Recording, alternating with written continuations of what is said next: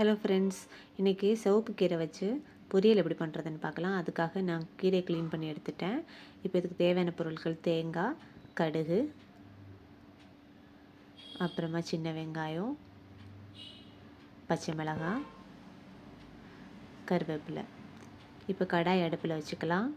இப்போ அதில் தேங்காய் எண்ணெய் ஊற்றிக்கிறேன். எண்ணெய் சூடானதும் கடுகு, வரமிளகாய், கருவேப்பிலை, அப்புறமா நம்ம கட் பண்ணி வச்சுருக்கிற பச்சை மிளகாவும் வெங்காயத்தையும் போட்டு இதை நல்லா வதக்கிக்கலாம்.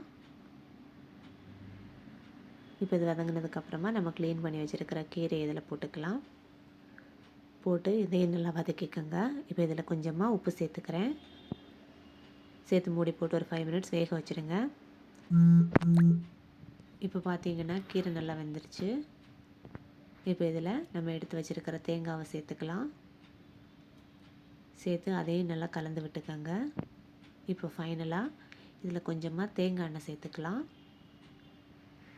சேர்த்து மிக்ஸ் பண்ணி இறக்குனீங்கன்னா நம்மளோட கீரை பொரியல் சூப்பராக ரெடி ஆகிடுச்சு. இந்த வீடியோ உங்களுக்கு பிடிச்சிருந்தா லைக் பண்ணுங்கள், கமெண்ட் பண்ணுங்கள், ஷேர் பண்ணுங்கள், மறக்காமல் சப்ஸ்கிரைப் பண்ணுங்கள். தேங்க்ஸ் ஃபார் வாட்சிங்.